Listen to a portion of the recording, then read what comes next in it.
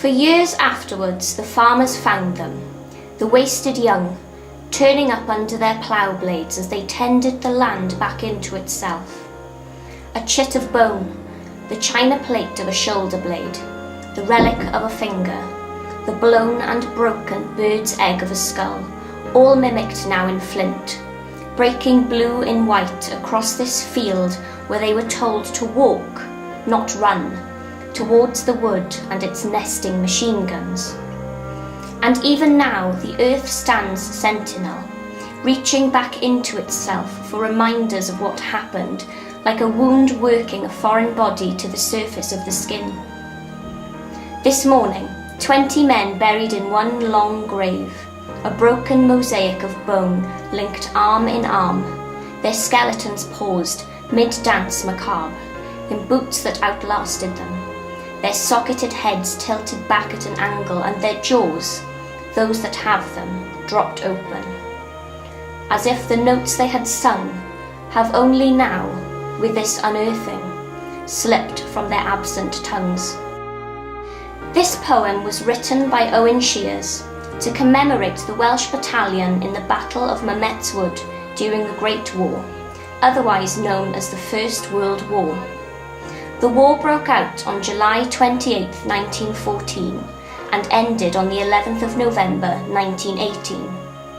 War broke out, in the simplest terms, because of the assassination of Franz Ferdinand, the Archduke of Austria and Hungary, by Gavrilo Princip, a Serbian nationalist with ties to the secretive military group known as the Black Hand.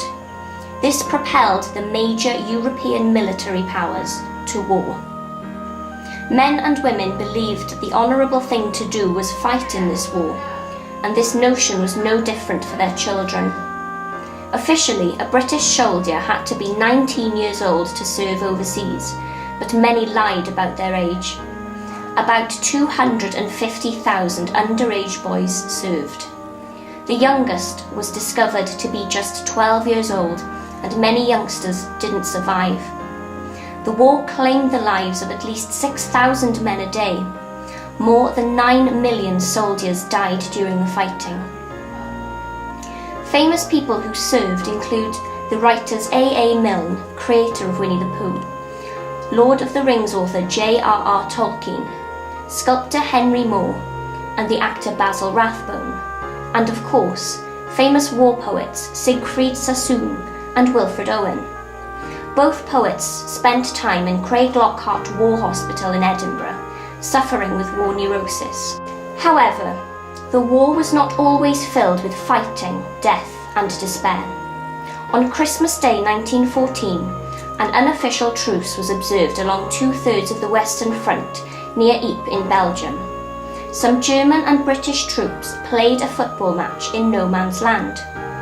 This was indeed a rare moment of peace on earth and goodwill to all during such a turbulent and terrifying time.